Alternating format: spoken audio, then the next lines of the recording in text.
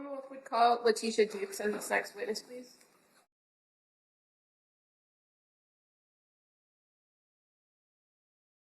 Good morning. Hi. Counsel. Thank you. Could you please tell the jury your first and last name? My name is Latiesha Dukes. And how do you spell your first name? Latiesha. How do you spell Dukes? Dukes. What do you do for work? So I'm a licensed mental health counselor. I worked as a perinatal clinician at South Shore Hospital. What kind of education did you receive in order to do that? So I have a bachelor's in psychology, a master's in mental health counseling, and a master's of education in mental health counseling. The South Shore Perinatal Clinic. Do you still work there? No, I do not currently still work there. How long did you work there? I worked there for about 5 years. What did you do there? At the perinatal clinic, I worked as a perinatal clinician, which involves like short-term therapy from prior to birth to postpartum, and supported with connection to care, whether that be therapy or higher levels of care, so intensive outpatient therapy, partial hospitalization, or inpatient care. And do you often collaborate with patients and other clinicians at the clinic or nurses about treatment plans for patients? Yes. And do you help to manage the treatment plans with the patient? Yes. For your role at the clinic, doing the therapy and being the clinician, are you often referred patients by the nurse practitioners or somebody else who had seen the patient or did an intake with the patient? Yes. Do you work with that prescriber or practitioner over the course of the treatment with that patient? Yes. A large amount of your ability to work with the patient is based on your relationship and rapport that you develop with the patient. Yes. And do you rely heavily on things that they report to you when you're assessing them diagnostically and trying to help them come up with a treatment plan and offering therapy? Yes. One of the things that might be important in that is to assess a patient's presentation each and every time you meet with them, right? Yes. Do you do that in each appointment or each interaction with a patient, assess them for various things? Yes. And what kinds of assessments do you perform? So I typically perform a psychosocial assessment, which is getting their behavioral health history, as well as their current presentation and reason for coming in for therapy. So whether that be a specific diagnosis or current concern or recent like crisis or trauma, and also a risk assessment that assesses how they're doing in that moment. Okay. As far as the therapy component of your interactions, is that largely based on the patient? Yes. What kinds of therapy can you offer in that short-term therapy? In that short-term therapy, we offer cognitive behavioral therapy, dialectical behavioral therapy. I also offer something called EMDR, eye movement desensitization and reprocessing therapy for patients that have gone through trauma, as well as it could be even short-term support, like a couple of weeks until they're transferred to the appropriate level of care. In your sessions with patients, is there a minimum or a maximum time limit? Typically, our program would go from birth to postpartum up to 2 years. If it did go a little bit over 2 years because of lack of connection to care, then it would go a little beyond that, but typically it's 2 years. Okay, and that's the duration of your treatment or your interaction with patients. But what about in each appointment that you have? Is there a minimum or maximum time set by the clinic of when you see a patient in a particular visit? Yes. So do you mean as far as like weekly or like hour, half an hour? Well, I guess the question is if a patient's coming into you because they were referred and you're meeting with them on a regular basis, how long are the appointments in duration? An hour, half an hour? So appointments could be anywhere from a half an hour to an hour based on the patient need at that time. When you're interacting with a patient and you're making all those assessments, are there tools available to you if you feel or you experience that a patient needs a higher level of care or is heading or is in some sort of crisis? What tools are available to you for that? So tools that are available to me is connection to my direct supervisor, as well as crisis coordination, as well as like the crisis support numbers that are in that area. So I could either call with the patient or sit with the family, create a safety plan, and the patient can call later on if they feel like they're safe to go home and they have supports at home. At some points, could it be that you would need to involve authorities like the police? Yes. You also are familiar with the Section 12? Yes. It's an involuntary procedure where the court gets involved? Yes. When you do meet with patients on that regular basis, either for a follow-up or an intake, is it a telehealth situation, an in-person situation? It depends on what the patient is comfortable with and what the patient is able to do as far as like access. So we offer both in-person and virtual appointments.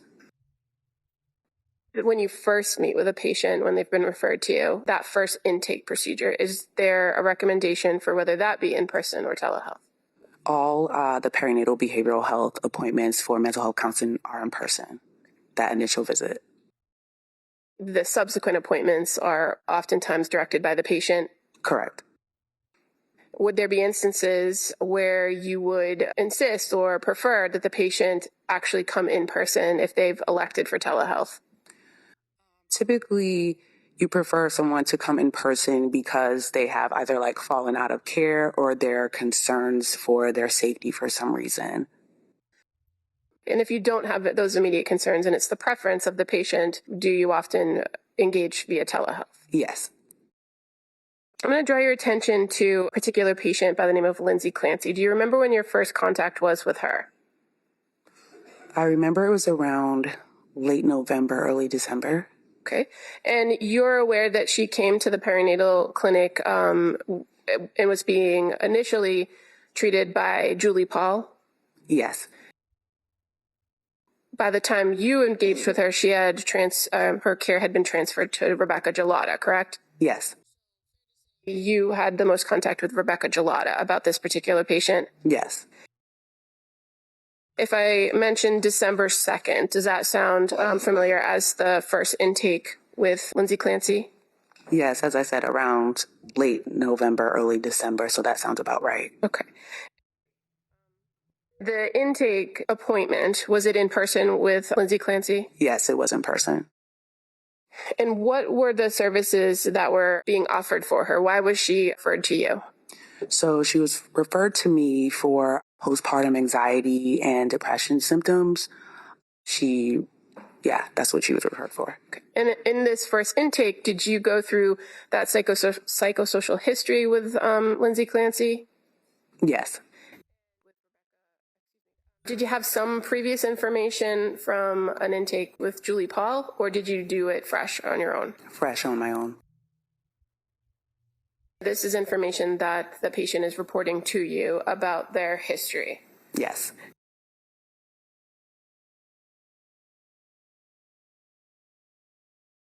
Lindsay Clancy told you that she had some prior contact with mental health, right? Yes. That she had engaged with a psychiatrist in nursing school, and that she had been prescribed medication at that point, correct? Yes. And that she, prior to coming to the clinic, that she had been engaged with a psychiatrist. Yes. Did she identify what her concerns were, or what her presenting concerns were to you? Yes, she did. And what were the concerns? Her presenting concerns were anxiety, lack of sleep, depression symptoms, frequent passive suicidal ideation, thoughts of wanting to die and no longer be here. Had she reported to you that she had been on a number of different medications? Yes. You're aware that those medications were being managed by the nurse practitioners in the clinic? Yes. And as far as your role as a social worker, do you often kind of get into the weeds with patients about their medication? So I'm not a social worker. I'm a mental health counselor. I'm sorry. Yeah, no problem. But I typically have an overview of medications, but I don't particularly get into prescribing or how to take medications. Okay. And so what's the focus of your role in offering counseling services to women with postpartum anxiety and depression? So my role would be to create a treatment plan to address the concerns, which would be like the anxiety and depression symptoms, and work on coping skills and building community supports around that. Or if she needed a referral to a higher level of care, I would do that. And do you come to your own conclusions as far as diagnosis goes based on your interaction with the patient? Yes. And in this first interaction with Ms. Clancy, you got her history. You also did some of those assessments, correct? Mm-hmm. And so as far as assessing her present condition, kind of how she presented to you, did you make observations of her mood? Yes. And do you recall her mood being low, that she felt numb and unable to laugh? I apologize. If it's medical record, I don't have any objection, but I prefer not deleting. I have no problem if she reads from the record, though. All right. If you could just, there's objection, in fact, leading question sustained, but so there's no objection if this witness, if you want to look at your notes, I don't know if you have your notes with you. I do not. Do they have a copy? I don't know if the parties have a copy that she could look at. Do you have a blank copy? Well, I mean, it has like a date on it. It doesn't have a lot of notes on it. Just has a name. I can approach page by page. It's fine. Sure, that's fine. If you need or want to look at the record, just let us know. We'll do that. Good thing. Thank you. Show you that page. Sure. Sure, yeah. So, Ms. Dukes, on this particular visit on 12/2, what was her mood? So she reported having low mood and feeling numb. Okay. And so you said she reported. So in the note that you're reviewing, these particular questions or these observations that you noted, are they based on her reports to you about these areas? Yes, and as well as my observation of her. Okay. So did it appear that her mood was consistent with what she was reporting to you based on your observations? She appeared to have, if you can say, like normal mood. There was no like tears or sadness, or like there was no blunted interaction. She was able to make eye contact.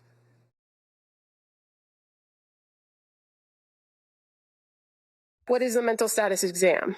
So a mental status exam is an exam that's assessing how the patient is appearing, what she is reporting, as well as any concerns about safety, which would be any suicidal ideation, homicidal ideation, as well as any intrusive thoughts or worry, any hallucinations or delusions. Okay. In this exam, is it a mixture of what the patient tells you and what you're observing? Correct. And if I can approach you with another page.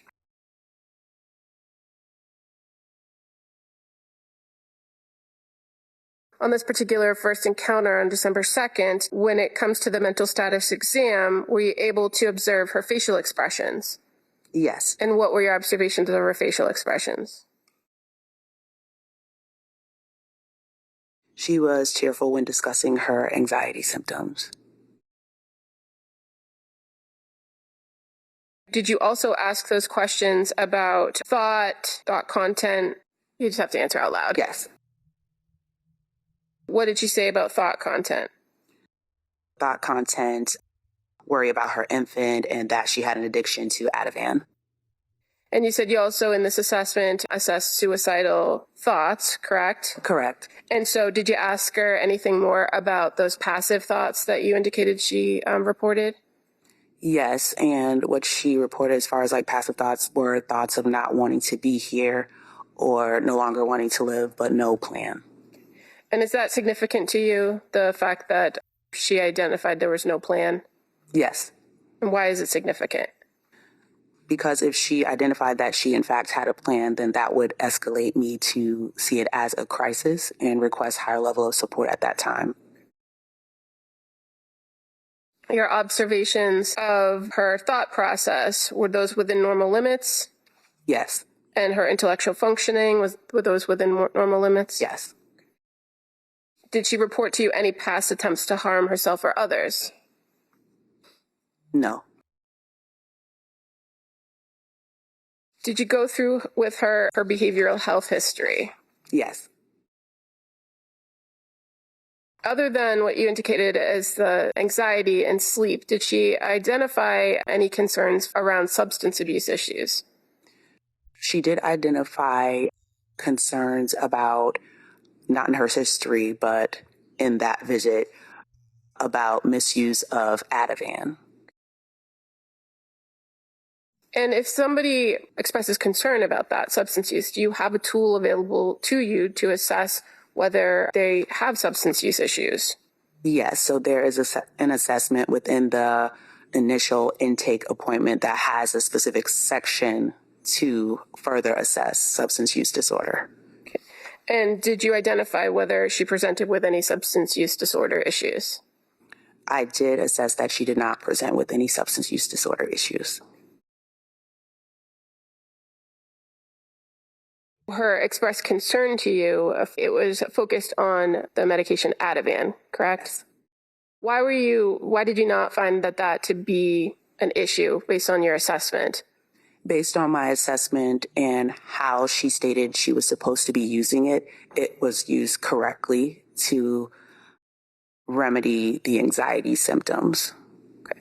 And after this initial intake, I guess the first question is approximately how long is this initial intake appointment? The initial intake appointment is typically an hour. Okay. And after having spent the hour, gone through these assessments, spoken to her about her history, were you able to come up with or give an opinion about diagnosis? Yes. And based on her presentation to you, what was your opinion about diagnosis? At the time, my opinion about her diagnosis was postpartum anxiety because she had a lot of anxiety about most things. What were your recommendations as far as a treatment plan for her? My recommendations at that visit was outpatient therapy, continued medication, and weekly visits with me. And why did you recommend outpatient therapy on top of therapy with you? So outpatient therapy was kind of like a blanket therapy, but more so like intensive outpatient therapy, partial hospitalization therapy. Was your role in offering her weekly sessions an attempt to kind of bridge services and make sure she was getting everything she needed, or something different? To bridge services. After that meeting with the recommendation for weekly visits, did you begin to schedule additional visits with her? Yes. After that particular visit on December 12th, did you send her any particular information? Yes. How do you send patients information if you're not able to give it to them? I can send it through my chart messaging. After your meeting with her, you sent her some resources about cognitive behavioral therapy, did you not? Yes. Your next contact with her was December 5th. Why December 5th, if you had just met with her on the 2nd? That may have been the soonest available appointment that week for her. Okay. It was shy of the 1 week, right? Mm-hmm. Was there anything in your meeting with her on the 2nd that made it necessary to have a shorter appointment? No. This next contact on the 5th, was that in person or telehealth? Telehealth. On the 5th, when you met with her, did she report how things had gone over the weekend to you? May I see my notes? Sure.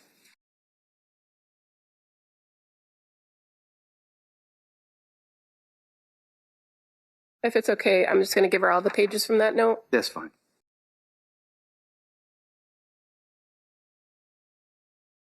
Just reviewing the note. Sure. Take your time.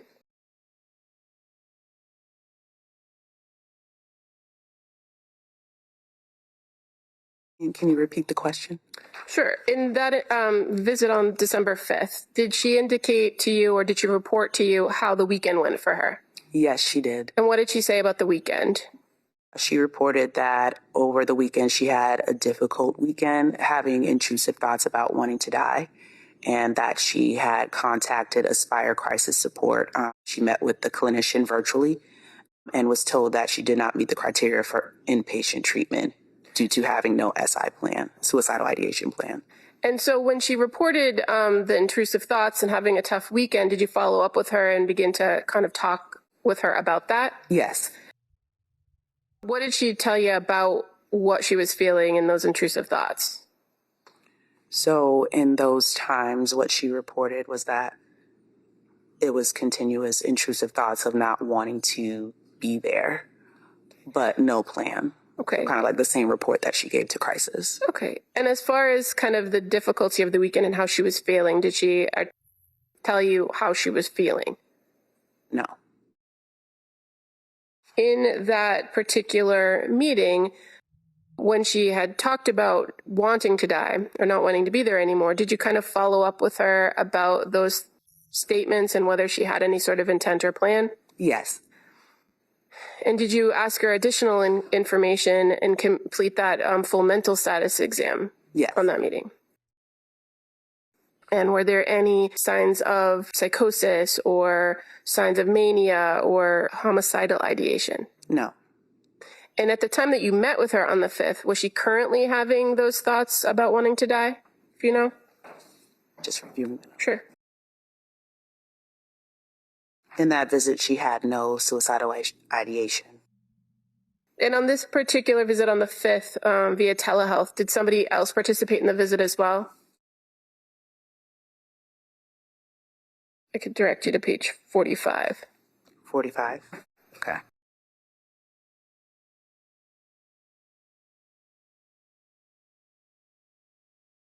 Yes, her husband joined the visit. This visit, approximately how long was it, if you recall? This visit was approximately 30 minutes. Focus of the visit was to kind of deal with that bad weekend and calling the crisis center. Yeah. So what did you offer her as far as recommendations or assessments or assistance during this meeting? So support during this meeting, I offered her support in connecting to, it seemed like she needed a higher level of care, so intensive outpatient therapy, partial hospitalization therapy, as well as we reviewed, one of her main concerns was also issues with sleeping. So we reviewed sleep hygiene and how to support better sleep to see if that would help with some of the intrusive thoughts. Okay.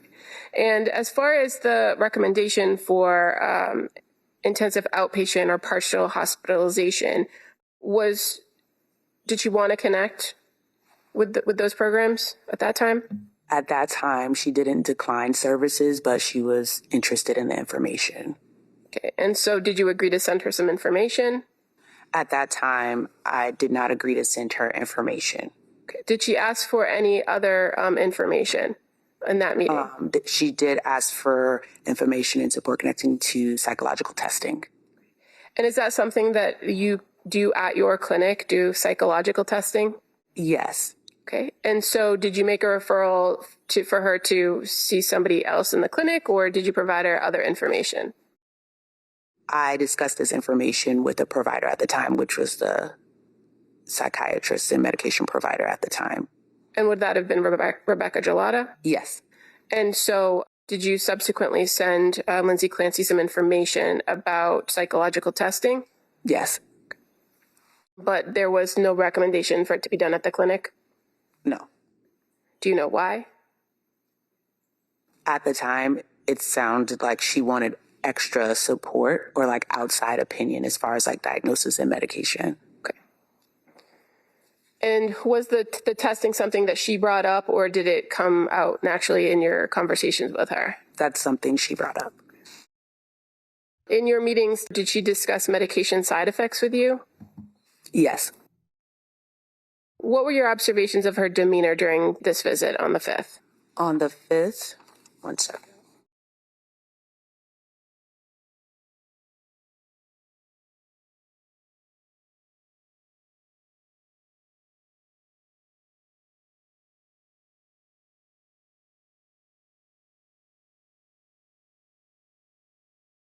Her presentation overall was within normal limits. She didn't appear like anxious or different than any other visit I had with her. This is kind of your second meeting with her, right? How many meetings did you have overall with her during the time she's at the clinic, if you know? 4. 4. But you had spent an hour with her on that intake where there's a lot of information exchange, right? Yes. So was there anything different about how she presented, how she spoke to you or answered questions during this follow-up on the 5th? No. As far as the conversations about the bad weekend and calling crisis, did you have any concern that she was in crisis? Care, correct? Yes. But nothing that would have prompted you for those other interventions that you've previously described to us, right? Right. Did you ever in this visit see signs of mania? No. And is that something you look for? Yes. And did you ever see signs of delusions or paranoia? No. How about psychosis? No. Now, your next contact with her was December 12th, correct? Yes. And was that in person or telehealth, if you recall? Telehealth. And on the 12th, did you have further conversation with her about your previous recommendations about partial hospitalization programs? May I review? Yep.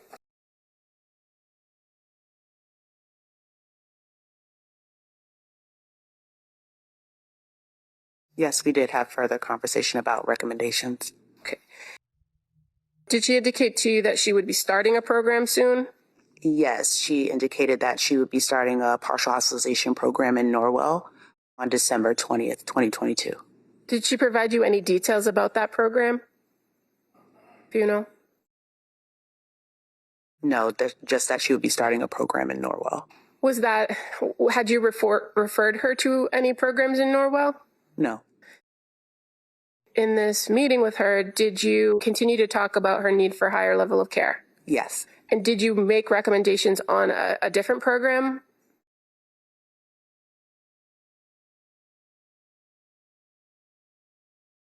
Yes, I did make a recommendation on women and infants. And why did you recommend women and infants, or why were you recommending this higher level of care? I was recommending this higher level of care because of continued passive suicidal ideation, even with crisis intervention, as well as women and infants was more so for postpartum women, and the infant would be able to come to the program with her. And so the program at Women and Infants is something that you're familiar with working through your clinic, correct? Yes. And you often make referrals over there? Yes. Do you require the patient's consent to make a referral? Yes. Did Lindsay Clancy consent to the referral at that time?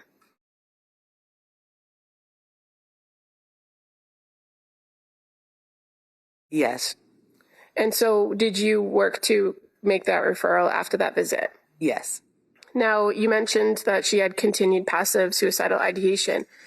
In this meeting that you had with her, did you assess that?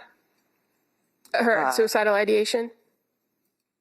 In this visit particularly, did she have passive suicidal ideation? Well, do you ask if they still have that? Yes. Or if they currently have thoughts of suicide? Yes. And in this instance, did she have thoughts of suicide or wanting to die? Just reviewing. Hold on.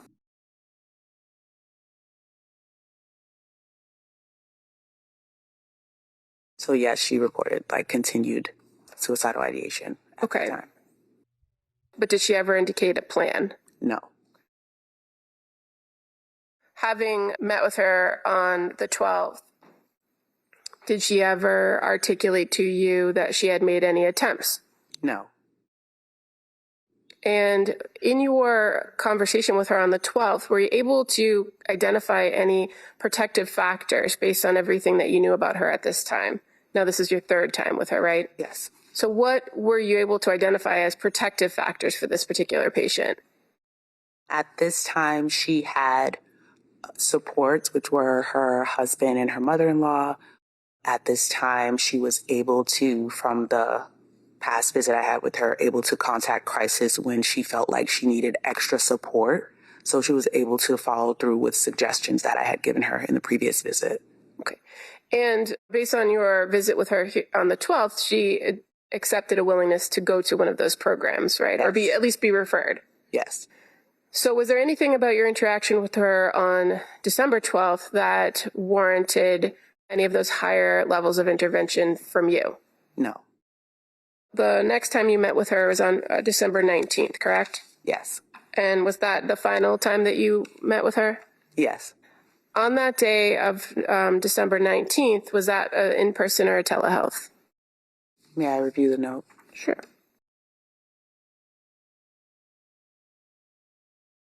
That visit was virtual. And what was the question? That was the question. Okay. Thank you. So on this particular visit on the December 19th, did she report any further issues or anything that had happened between the 12th and the 19th that were of concern? So she was continuing to have low mood and numbness. She did not have any SI and had no need for crisis intervention over that weekend. Did she indicate to you that she had been doing things at home to try to help with her mood? Yes. And what was she doing? She was spending time with family and her children and exercising. Now, at this point, as the December 19th rolled around, had you already put in that referral to women and infants? Yes. And did you know if she engaged with women and infants by that point? By that point, women and infants had reached out to her, but she had missed the call, but said she would contact them back. One of the concerns that you often talked about in your meetings with her was sleep, right? Yes. And in this meeting with her on December 19th, did she report any improvements in her sleep?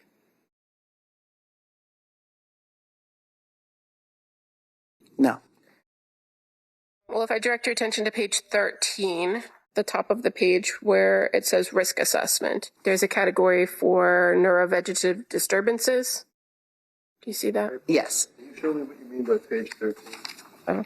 What is page 13? I'm looking at the one I gave her. It's December 9th. Okay. The last page. This one here. Yeah? Okay. There should be 3 pages. What did you note under neurovegetative disturbances? I reported that sleep has improved. That would be information that's reported to you, correct? Yes. You can't make observations of whether somebody's sleep has improved, can you? No. In this instance, she told you she was going to follow up with the referral, that she was waiting for a call back, that she had improved sleep, but that her mood kind of had remained the same, low mood, numbness, right? Yes. Okay. Anything about your interaction with her that day that was different from the prior interactions? That day, she seemed to be more engaged. She was able to smile. She was able to laugh. And she was enjoying time with family. And so did you look at that as something positive? Yes. Was there anything about your interaction with her on this day, on December 19th, that made you think that you needed to invoke a higher level of care? No. As far as in-person visits, did you have any other in-person visits with Lindsay Clancy after the 19th? No. Your contact with her was very limited after that point? Yes. And on December 27th, did you have some interaction with her and her husband? Yes. And why did you have interaction with them? May I see the note? Sure.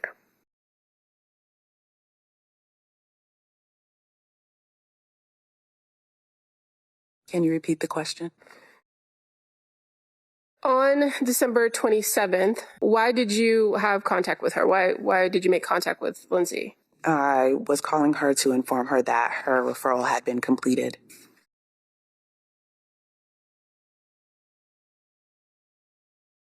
You had a call with her at 10:23, 10:17, going back 9:44. Do you see that in the records that you have, the 4 notes that you have in front of you?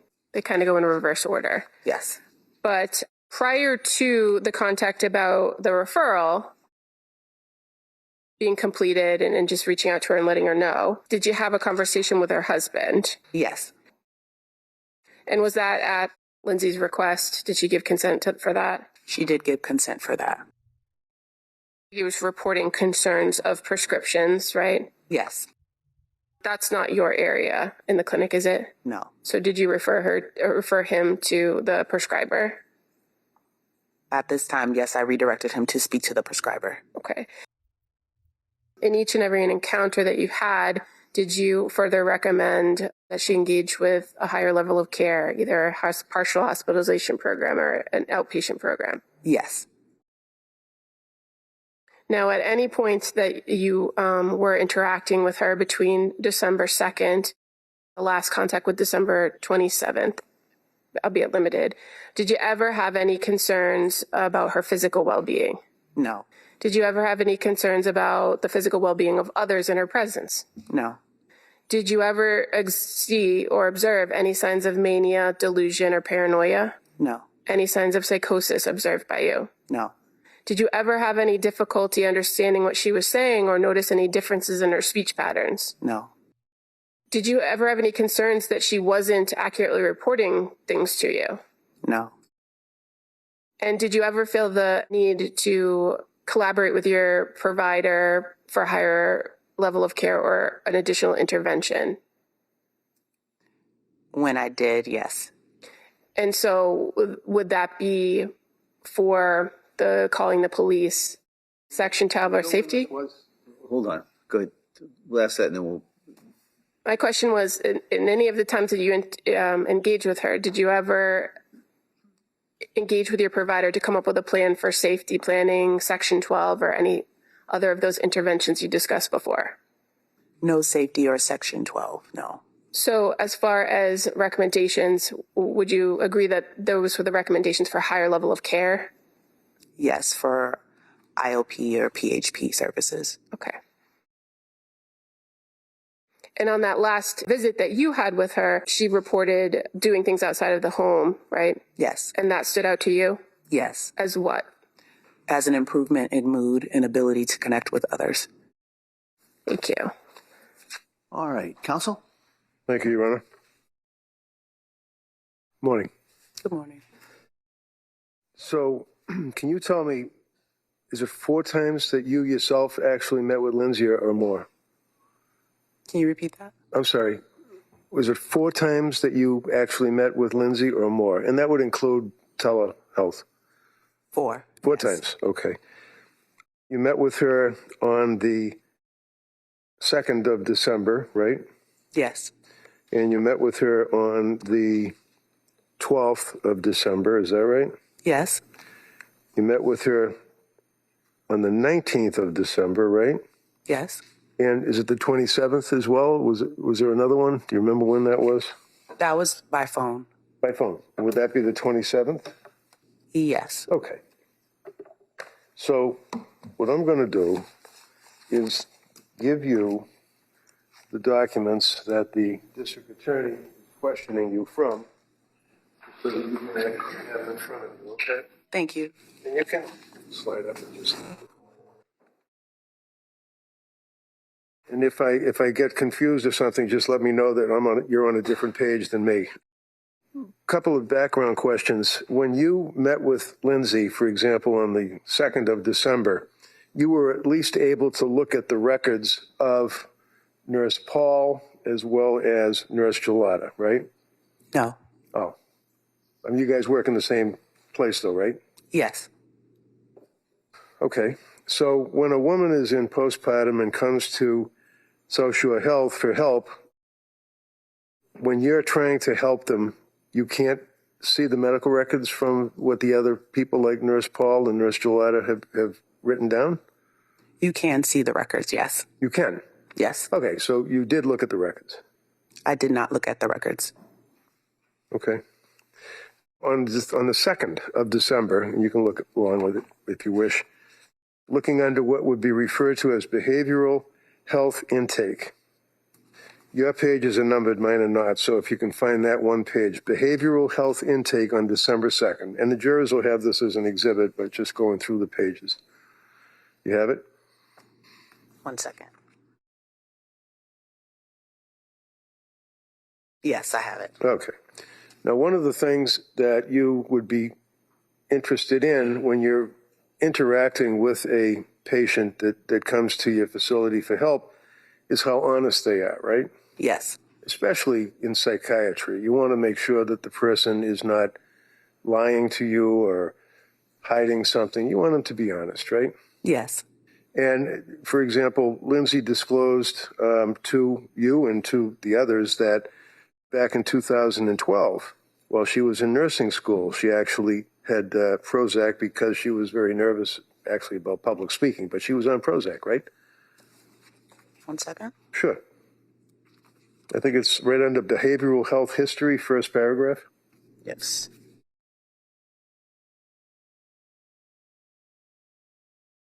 Yes. Okay. And she also told you that she had been prescribed Ativan, for example, by psychiatrist Jennifer Tufts, right? Just reviewing. Second paragraph.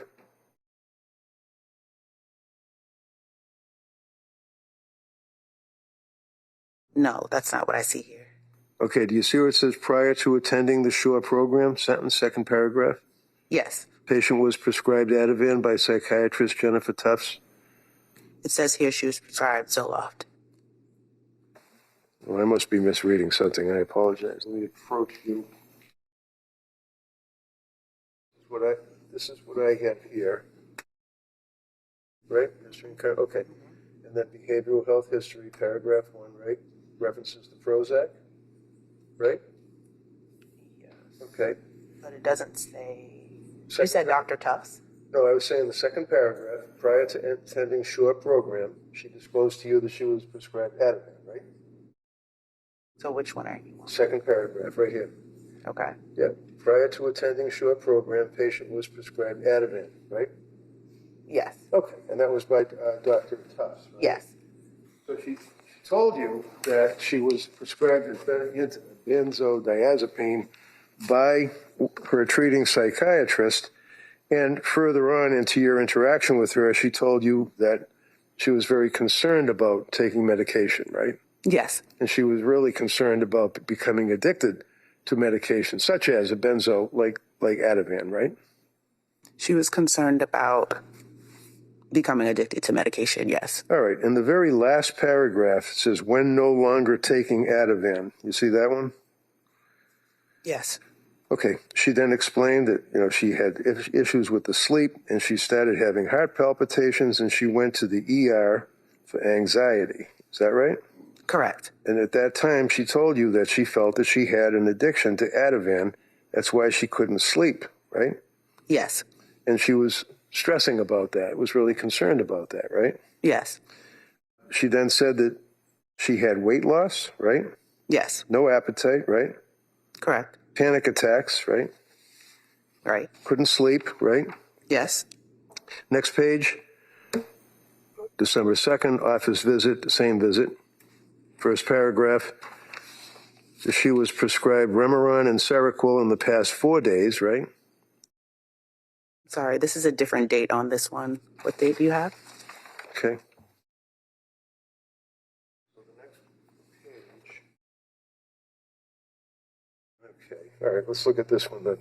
Would you agree that this is a record from South Shore Health? It talks about continuing your appointment December 2nd. Yes. Okay. If you can find I think that. they were just out of order. Here it is. Okay. Okay. That's fine. No problem. It's not your so are you with me on that she was prescribed Remeron and Seroquel? Yes. Okay. And that was within the last 4 days. Is that right? Yes. So when you saw her on December 2nd, after telling you about the Ativan and telling you about her weight loss and her anxiety and everything else, she told you that she had been prescribed Remeron and Seroquel. And I understand you don't do the drugs, so you don't really have... No, I don't do medication. Very difficult to get the brand names and the other names, but we have a chat for that. So she started Remeron and Seroquel, and then she told you that since starting the medication, she's had thoughts that she no longer wants to be here, meaning, I guess, what, on the earth? No longer wanting kill to herself? be here could mean anything. But in that instance, when assessing for suicidal ideation, no longer want to be here qualifies as passive suicidal ideation. Okay. And then she indicates further that this week, she was seeing you, feels like she's going to die. That's what the DA read to you, right? Yes. But then it goes on and says, but she doesn't care if she dies, basically. She feels like she's going to die, but she doesn't care. She said that, right? Yes. She then talked about how the Remeron and Seroquel were not helping her sleep. Yesterday she took Ativan, she told you, right? Yes. Due to intrusive SI, suicidal ideation thoughts, right? Yes. Did she indicate what the intrusive suicidal ideation thoughts were yesterday, which would be December 1st. Did she tell you what that meant? Did you ask her what she meant by that? I did ask her what she meant, and that would mean that she had the thoughts that she told me about no longer wanting to be here. Okay. And you then told her that she could go to the ER and that you then sent her local crisis contact information. Is that right? Yes. And then talks about onset, says 3 months after the baby was born, she had unmanageable anxiety, correct? Correct. And what did she tell you the anxiety was about? 1 second. Yep. It's under onset.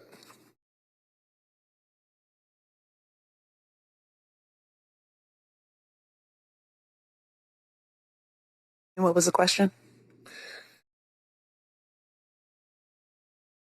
Under onset, she indicated 3 months after the baby was born, she had unmanageable anxiety, is what Yes. the district attorney asked you. And then it continued on with a sentence. What was her anxiety about? About her children, especially the baby. And what does that mean? That she was having unmanageable anxiety? Do you know, what does unmanageable mean? So constantly worried that something was going to happen to her children or something bad was going to happen to the baby. And at that time, the children were 4, 3, and 6 months, right? Correct. Under social, the notes indicate that she talks about her anxiety all the time with her mom, husband, and mother-in-law, correct? Correct. And one of the questions the DA asked you is about her support, family supports or collateral contacts, and you indicated the mother-in-law. She also had her mother and father as family support as well, right? Correct. And you knew that her mother and father had actually lived in Connecticut, but moved up or came up and stayed with her for at least a week, if not longer, during December, right? If you know. And I know it's difficult if it's not in the notes for you to remember. I'm just asking, do you remember at all that she said that her mother and father came up and stayed with her to help out? I don't remember that. Okay.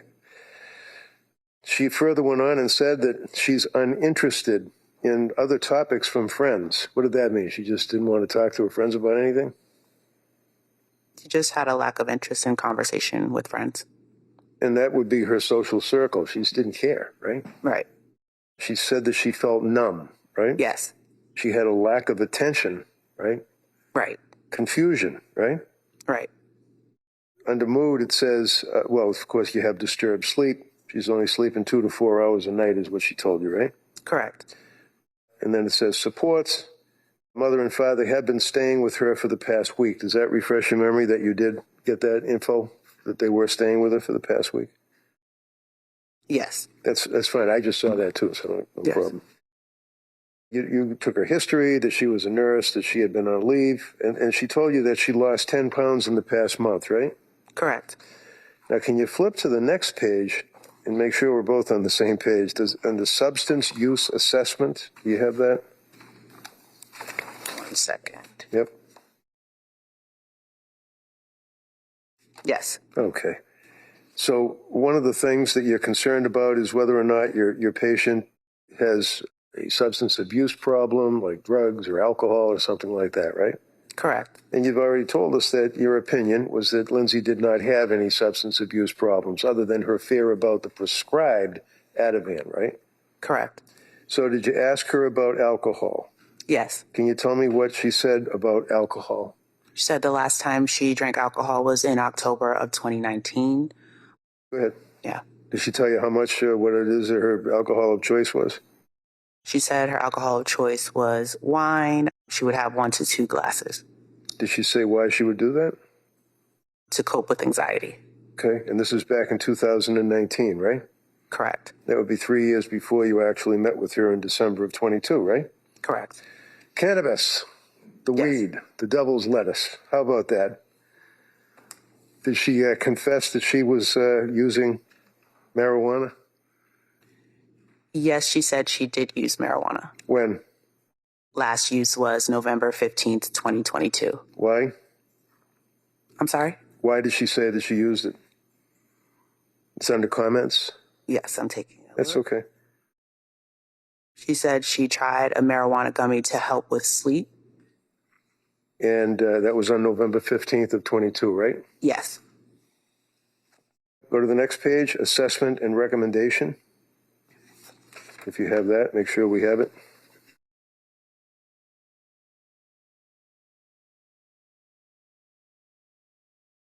Yes. Okay. And I think the district attorney had asked you about the mental status exam facial expression, and you indicated that her facial expression showed anxiety, right?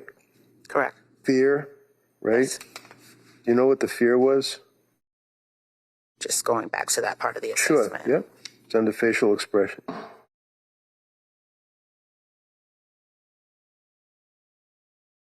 You said facial expressions, Yes, right? please, yep. Anxiety, fear, apprehension, sadness. Okay, so if I can, I apologize. If you just keep you're very soft-spoken. Yes, I'll walk. Voice up so the jurors can hear you. Yeah. Thank you. And you said that her facial expression exported to you anxiety, right? Correct. Fear of something, right? Yes. Apprehension, right? Yes. Sadness, Yes. depression. Yes. And she expressed that she was having anxiety and numbness, right? Yes. And she was crying when she was telling you this, right? Yes. And again, indicated that her thoughts were worried about her baby, the new baby she had, the infant, as well as if she's being addicted to Ativan, is what she told you, right? Yes. And again, thoughts of wanting to die, but there was no plan. Correct. Next page, risk assessment. There's a whole lot of stuff on it, these pages. I'm just trying to cut to the chase here. So you see where it says risk assessment? I am trying to find Okay. it. 1 second. Yep.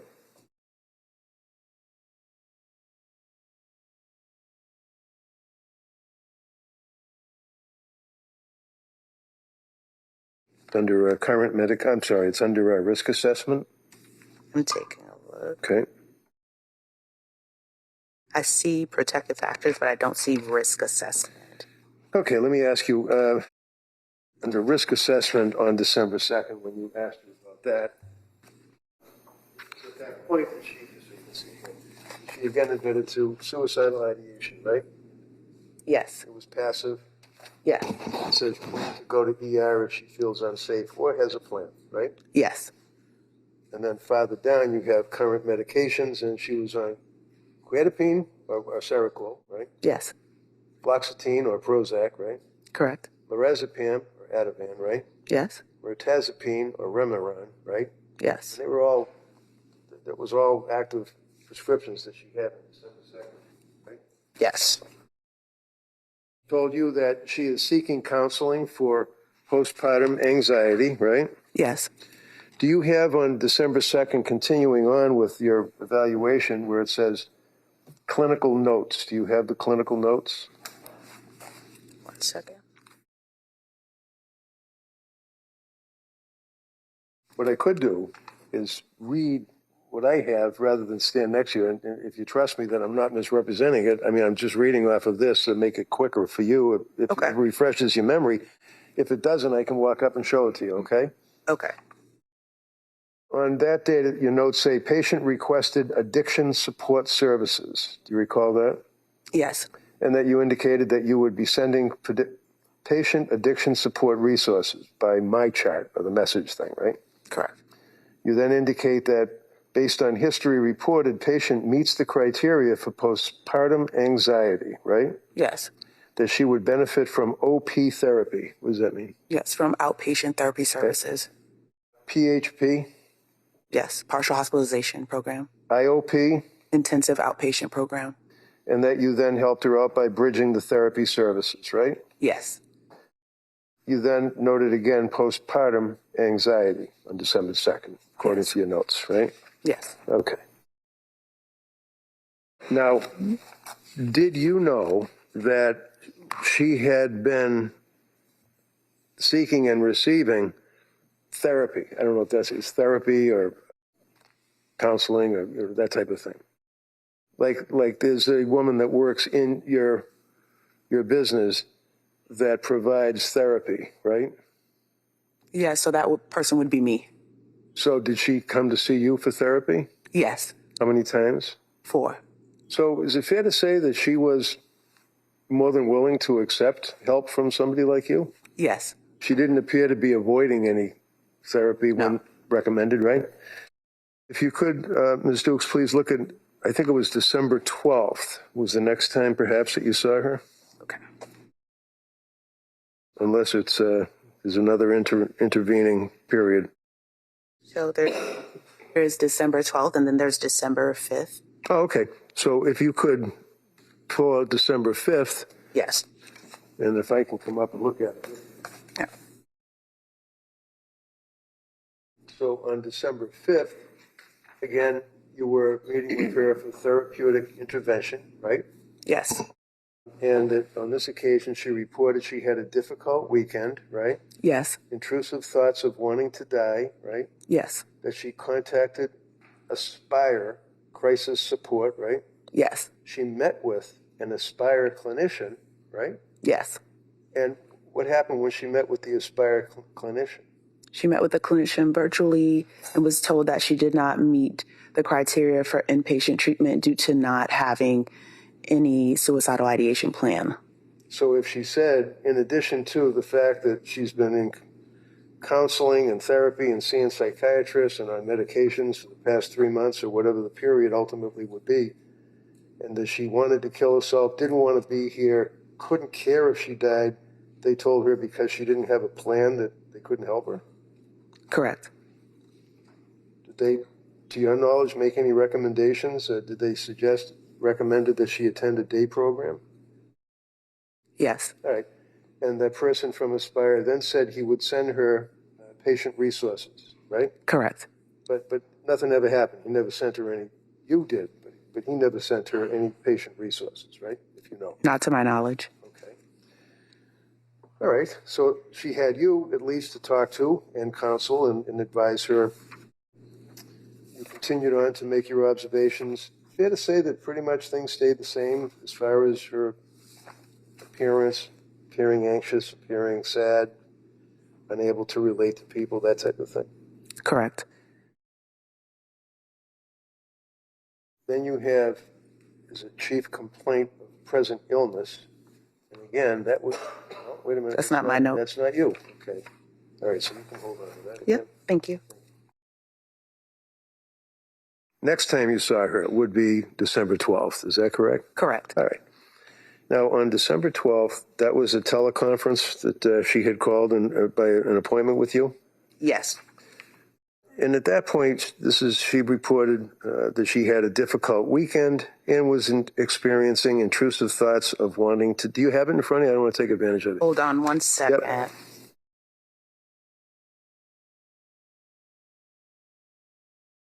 I don't see the 12th in here.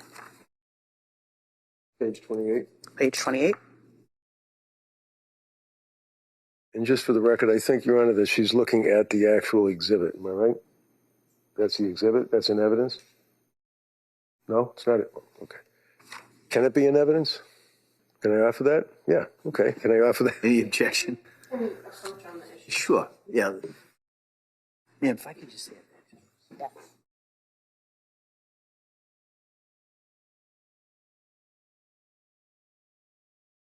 Do you have December 12th? Again, I could do what I did before. She probably had it before. Right, yeah. Okay. It references providers' interventions, and that would that be you, provider? Correct. Okay. And you're talking about symptom management, and yet again, she's reporting she had a difficult weekend, experienced intrusive thoughts, wanted to die, didn't have a plan for suicidal plan, but she contacted Crisis over the weekend, and that would be, again, Aspire, apparently, right? Because there were Right. 2 times she contacted Aspire, not once. Correct. Twice. Both times they told her that there's nothing they could do for her, right? Correct. And she told you that she was going to start a PHP in Norwell on December 20th, right? Correct. But in fact, you were able to, knowing people that you may have and pull strings, you were able to try to get her into the Rhode Island Women and Infants program, right? Correct. Which is a really pretty good program. Correct. And did you know that she did, in fact, go to Women and Infants on December 20th? She didn't go to the Norwell program. She went to Women and Infants program, and that she was there for the day and that they basically turned her away. I did know that she went to the Women and Infants program. I was not sure of the date.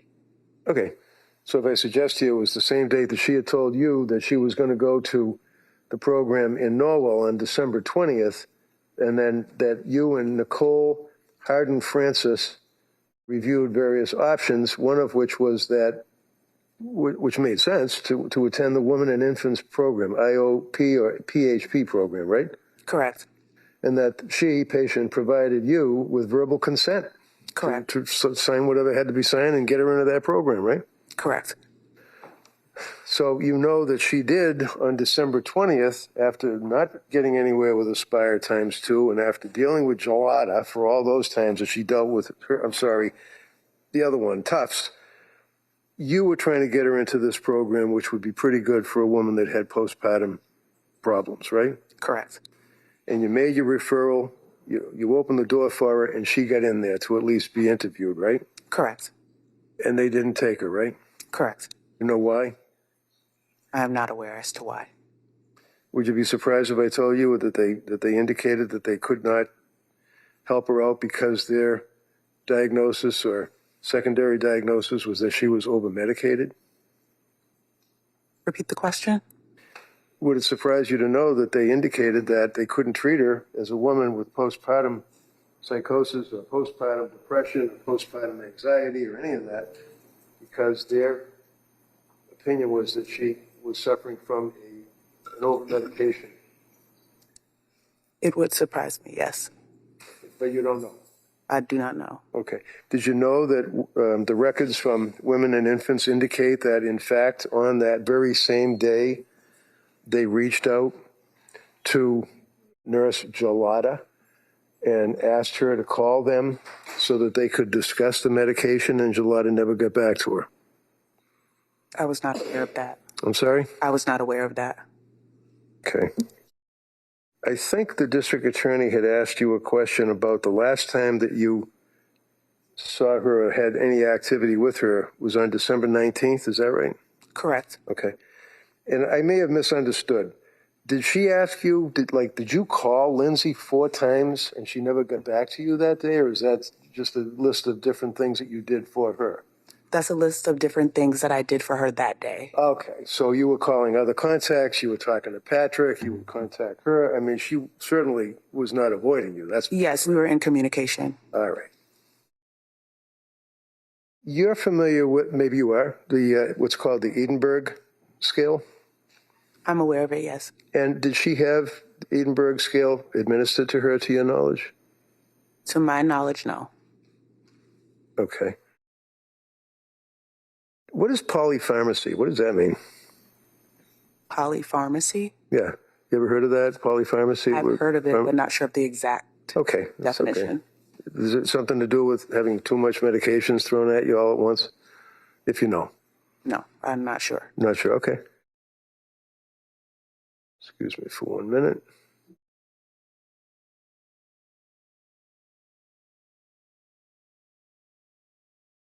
I just had something pulled up and it just went back to default on me. So I just need a second. I apologize. Okay, I got it.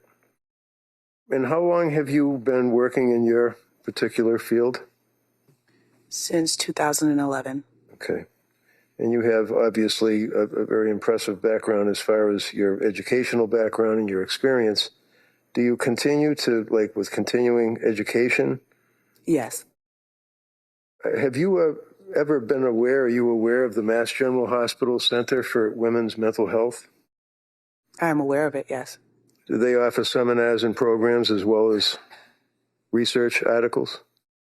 I believe they do. Okay.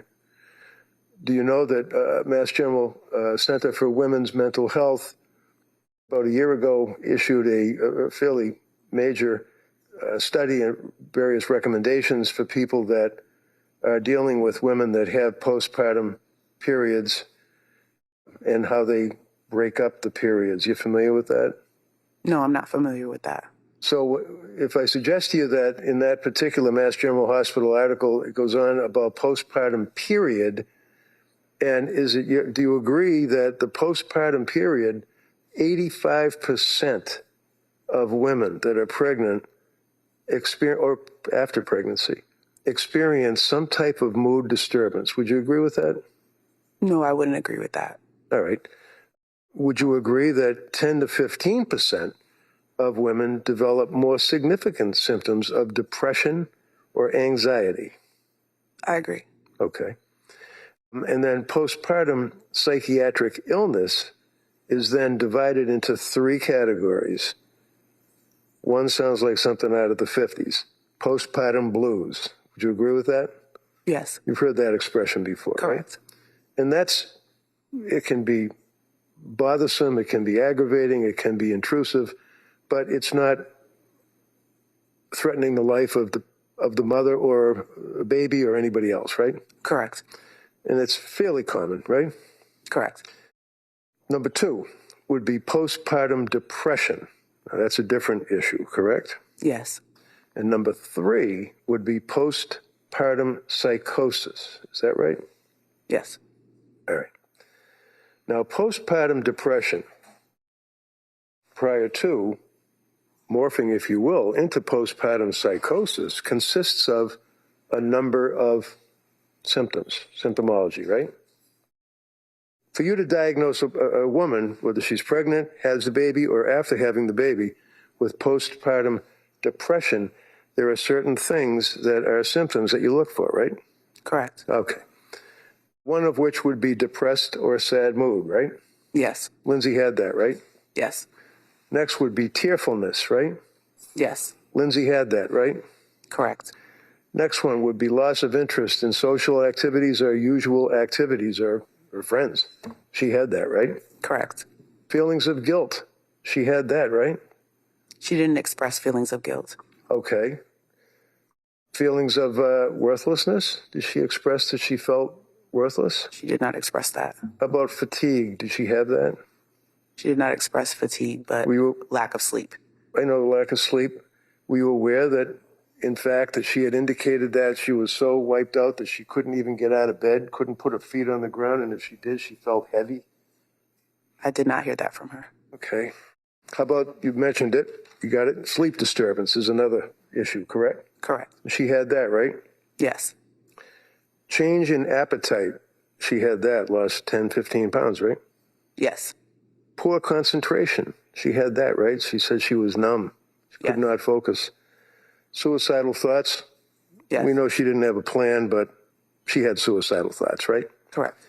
So under the Mass General Hospital research project for women that are suffering from postpartum issues, she pretty much hit every one of the postpartum depression symptoms, correct?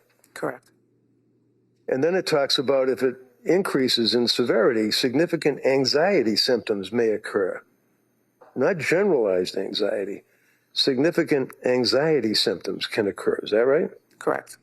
And one of the ways that you determine that is by the tests that it can be administered to a person who is in a postpartum status.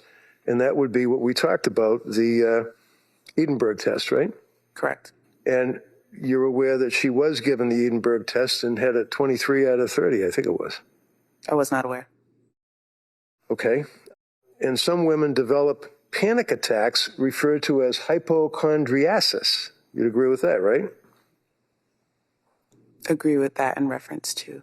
Lindsay, she had panic attacks and complained of having panic attacks. Yes. Okay.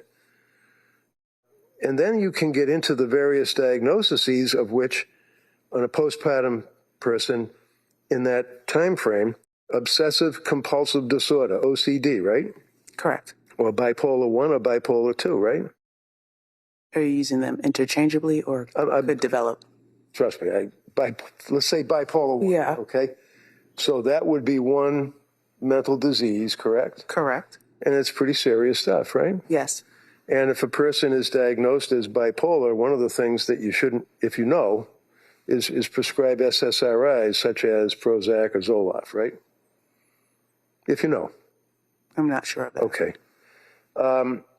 Would you agree that with various cases dealing with postpartum depression, all of the symptoms that we talked about, they utilize the Edinburgh Post Postnatal Depression Scale, which is a 10-item questionnaire that can identify women that have postpartum depression and the severity that they have. And on the scale, a score of 12 or greater raises concern and indicates a need for more thorough evaluation, right?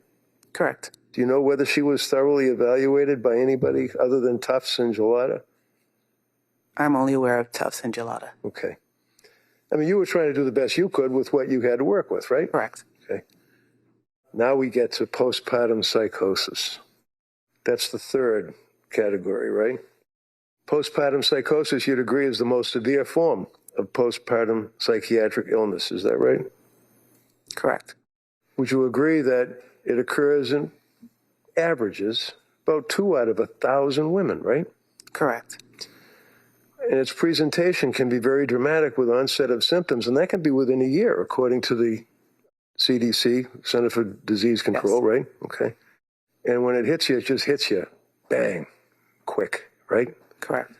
And when you think about 2 out of 1,000 people, seems like a daunting number, but if I tell you that Fenway Park, when they're full, when they're playing the Yankees, they have 37,700 people. If you take the 37,000 people and you multiply it by 2, that would mean as you're sitting there behind first base, 74 women possibly have postpartum psychosis, right? Not sure of that number, but Well, if you agree that it's 2 out of 1,000 according to the studies and the statistics, and if Fenway Park has 37,000 seats, times 2 would be 74. okay. That's a pretty large number of people, right? 74 people out of that crowd? Okay. It's not that horribly unusual. I mean, it's something that perhaps you've dealt with in your practice, right? Yes. And when you're dealing with people with postpartum psychosis, do you agree that generally they present with an episode of bipolar illness? If you know. No. No, they don't, or no, you don't know? No, I don't know. Okay.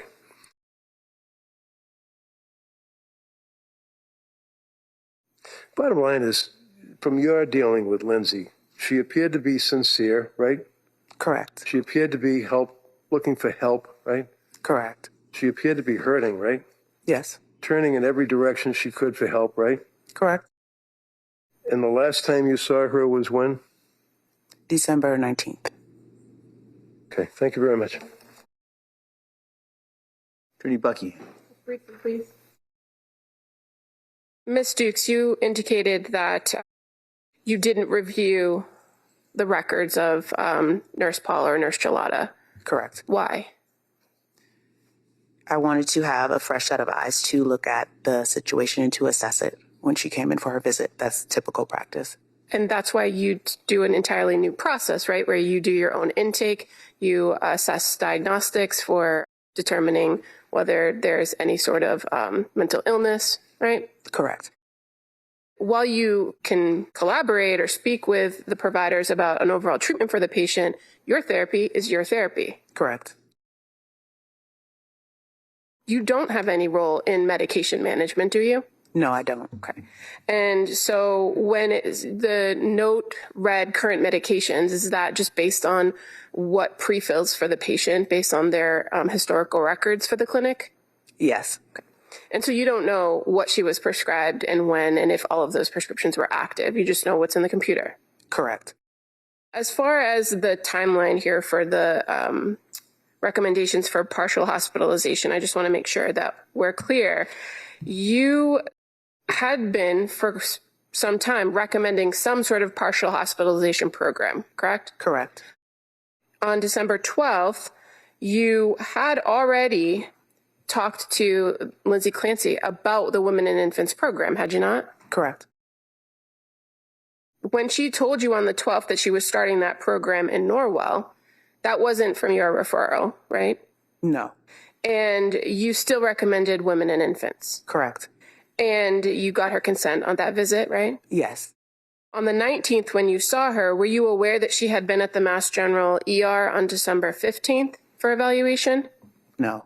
and that she had reported then to them that she opted for an outpatient program at Women and Infants as opposed to going inpatient to McLean. Did you know that? I wasn't aware of that. Okay. And when you met with her on the 19th, after the visit to the ER, she still hadn't engaged with Women and Infants, had she? No. And so you had to re-refer her. Yes. But you weren't aware that she had already gotten a referral from Mass General. No. You did later learn she went on December 20th, correct? Correct. Were you able to review those records about this visit to the 20th? So you don't know that the ultimate plan and assessment for her was that they didn't think she qualified for the program, but they provided her with several options for other inpatient treatments for medication management, partial hospitalization, and general mental health. Did you know that? No. And as of your last meeting with her on December 19th, ultimately, what were your impressions of how she was doing? My impression was that her symptoms were improving because of the social aspects, spending time with family and friends and able to exercise when before it was difficult for her to engage or pay attention. And your observations of her while you were interacting with her, were they more positive than on previous occasions? Yes. She was able to smile and laugh. Okay, thank you. What were you laughing about? When was it she was laughing with you? I believe that was the last visit, the 19th. So on the 19th, it was on television or was it in person? It was a virtual visit, a video virtual visit. Yes. And on the 19th, on the virtual visit, what was the purpose of that visit? The purpose of that visit was to see if she was able to connect with care. Okay. So you would have, I guess, in your notes or reference to the fact that on the 19th of December that she was laughing. Not that she was laughing, but that she was able to laugh. Able to laugh. Yeah. Okay, because I'm looking here on December 19th, telemedicine. Latiesha, I apologize, Dukes, perinatal behavior health program, and you talk in that form about the date of the service, December 19th, psychotherapy, PCP, Margaret, that would be the primary care, Margaret Anastasia. Perinatal behavioral health program, you talk with the quote, if this is telehealth visit, please dot the phrase video visit, whatever. Therapeutic intervention, she's 32 years old, married, female, presents for postpartum anxiety. Symptom management, patient continues to have low mood and numbness. Numbness. Was she laughing when she had numbness? What date are you looking at? December 19th, the last day you saw her, or the last time you had any contact with her. She didn't appear to have that, no. She didn't appear to have what, laughing or numbness? Numbness. Well, it says right in the notes, does it not? The patient continues to have low mood and numbness. Yes. Okay. I don't want you to say yes unless I can show it to you. So, patient continues to have low mood and numbness, right? Correct. Patient has not had suicidal ideation and did not need crisis intervention over the weekend. In other words, she didn't kill herself, right? Correct. To help with the mood, patient has been spending time with her husband, children, and exercising, right? Yes. And exercise is one of the things that you would generally, your people would generally recommend that the mother do, right? Correct. That's a good thing to try to do, is to exercise, right? Correct. So the fact that the government has records that show that she would take her kids or her husband would take her kids, that they would go to a local gym and exercise or swim, that's consistent with what she was advised, right? Correct. It doesn't mean that she's just out there having a good time exercising, right? Objection. No, overall. She was told that's a good thing to do, right? She was told that was a good thing to do, but the fact that she's able to follow through and do it shows improvement. Oh, okay. So when did she go to the gym? She didn't give me exact dates. These are things that she told me she did. Did you ever ask her, if you're telling me that, this is showing improvement, is it in the records? Does it indicate that you asked her if she was exercising, and if so, where and when? So we don't write down everything that we talk about in the meeting. Is particularly a summary of that visit. Okay. And all I did was ask you about patient was spending time with her husband, children, and exercising, And then you said that that's an indication that she's improving. Correct. Okay. And then I asked you if she's going to a gym. That's not a bad thing, is it? No, it's not. Okay. And then it says that she received a call, and counsel asked you about this. She received a call from women and infants, but missed the call. Do you remember that? Remember the DA asking you that question? You said that she missed the call. Yes. She didn't continue to read that the reason she missed the call is that she was at another medical appointment, right? Correct. And she called you back, right? Yeah. Okay. Clinician, you, provided contact information for women and infants. Patient reported that she would contact them today, being December 19th, but in fact, she did, and you did with, back it up. She did with your help, and she then went the following day on the 20th, right? Correct. Okay. And finally, fair to say that nowhere in here does it say that she was laughing? You would have to go to the assessment, the risk assessment. Okay. Got it? Let me see, please. Okay. Now, what's a mental status exam? So a mental status exam is to assess how the person is appearing that day, their mood, and their interaction with you in that visit and how you perceive them. Okay.